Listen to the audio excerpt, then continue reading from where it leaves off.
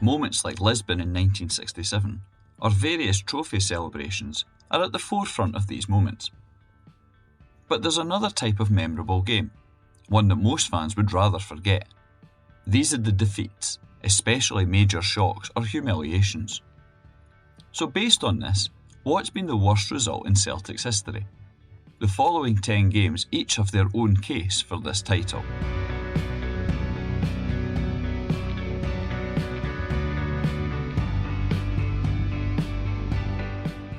The first match to be considered took place in the late 1800s. Long before Super Cali went ballistic, the early Celts suffered their own Scottish Cup horror show.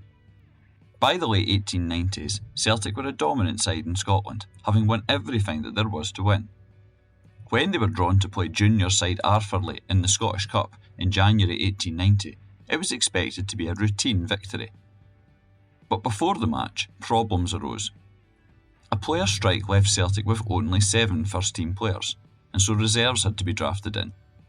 And when the match, which was played at Dunterley Park in Barrhead, started, the home men had some hopes of causing an upset. They took the lead, and even a Celtic equaliser wouldn't hurt them. By half-time, the score read 2-1 to the home team, and it would soon be a lot worse. 20 minutes into the second half, it was 4-1, and a late Celtic goal did nothing to change the overall result of 4-2. The outcome caused a seismic shock in Scottish football. Indeed, some historians have described it as Celtic's worst ever result. The only blessing for Celtic fans is that no one alive is old enough to have witnessed it. Another game which stands out is the boys' worst ever defeat, which involved a visit to Lanarkshire. Season 1936-37 was a hugely exciting one for the boys, winning the Scottish Cup in front of a European record crowd, and then the Glasgow Charity Cup. But it also contained an infamous Celtic moment. In the last league game of the season, when the Celts finished third, Glasgow's green and whites went to Fir Park. Even with Celtic playing a weakened team, the result would be a shock to everyone, not least Motherwell.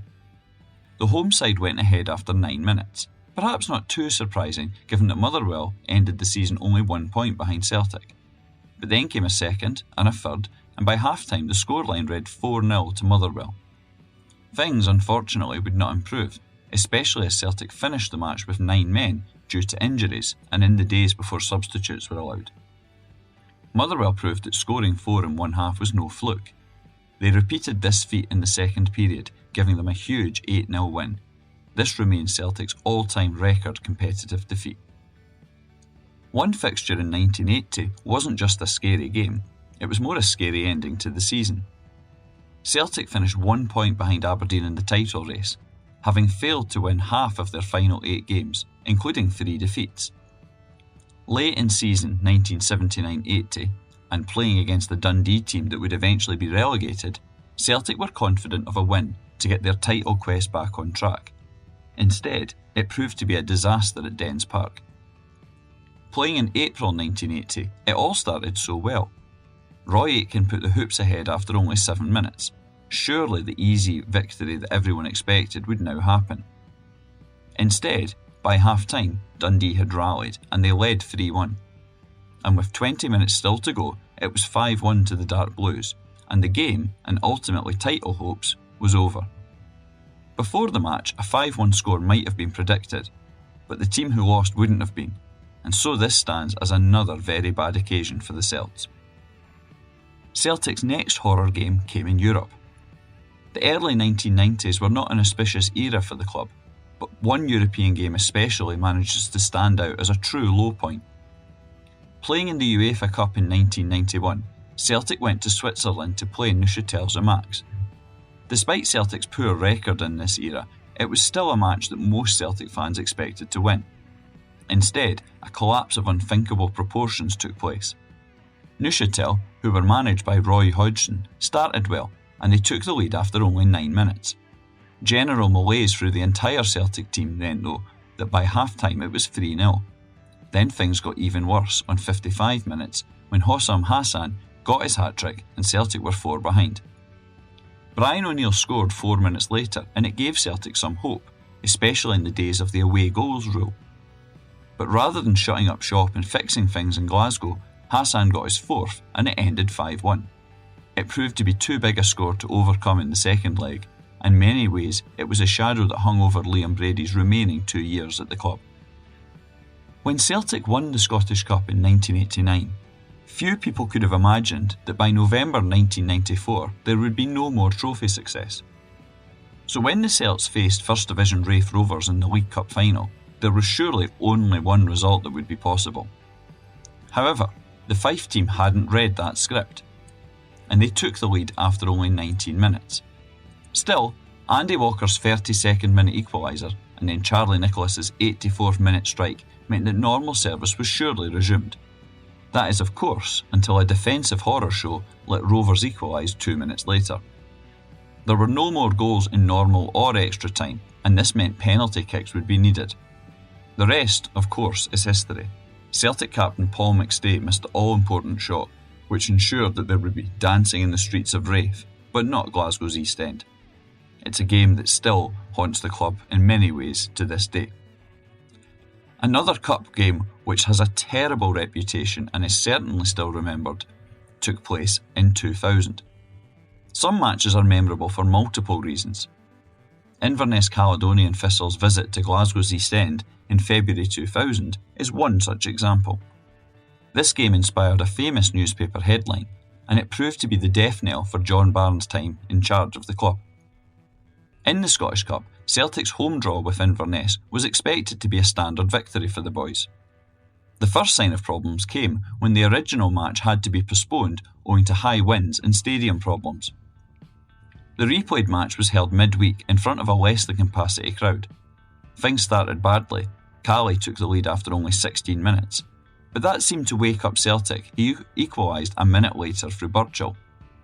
However, 7 minutes later, Lubo Moravcik was on the score sheet, but at the wrong end, and his own goal made it 2-1 to the visitors, which was the same story at half-time. Any hopes of the second half bringing improvement were forlorn.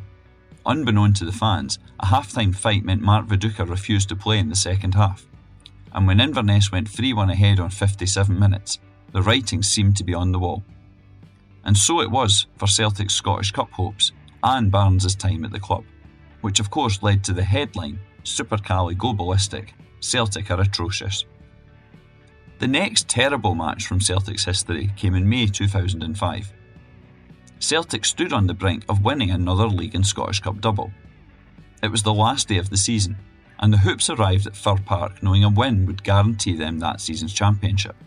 However, there was also problems because Martin O'Neill was now to leave to look after his sick wife. 29 minutes in, and all seemed well in footballing terms when Chris Sutton put the boys in front.